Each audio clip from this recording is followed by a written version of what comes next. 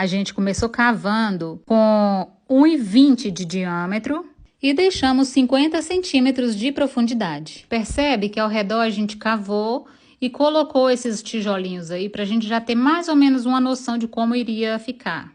Batemos esse pauzinho no centro para servir de compasso. Os 4 drenos têm 40 centímetros de profundidade e 1 palmo de diâmetro cada um. Colocamos uma cobertura rasa de brita grossa. Deve dar mais ou menos uns 2 centímetros de brita. Em cima da brita, o pedreiro colocou essa massa para vir assentando os tijolinhos, de forma que fique exatamente da altura do nível da terra. A gente veio nivelando toda a terra que estava espalhada ao redor da lareira e cavamos mais uma vez para vir com o concreto. A largura é de um tijolinho deitado, nesse caso 20 centímetros. Pegamos uma linha comprida, amarramos na ponta do pauzinho que a gente colocou no centro, colocamos um ferrinho na outra ponta, que servirá exatamente para fazer a marcação da outra borda que faremos. Eu fiquei segurando no centro para não acontecer do pauzinho sair do lugar. A gente cavou 20 centímetros fora da linha, que é exatamente a largura de um tijolinho que colocaremos na borda. Fizemos o concreto e viemos preenchendo toda essa borda,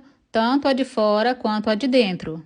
O tempo todo esse compasso ficou aí instalado, para não acontecer de colocar nenhum tijolinho para fora demais ou para dentro demais. Usamos 35 tijolinhos em pé, contando com esse aqui do fundo também.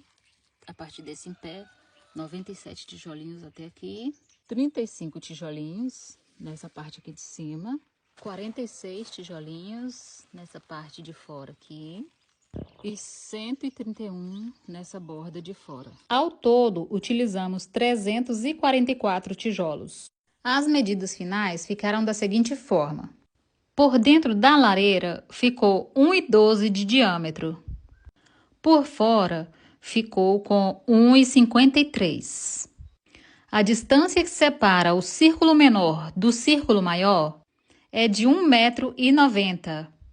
O círculo que está com a brita fina, de um tijolinho ao outro, está dando 1,50.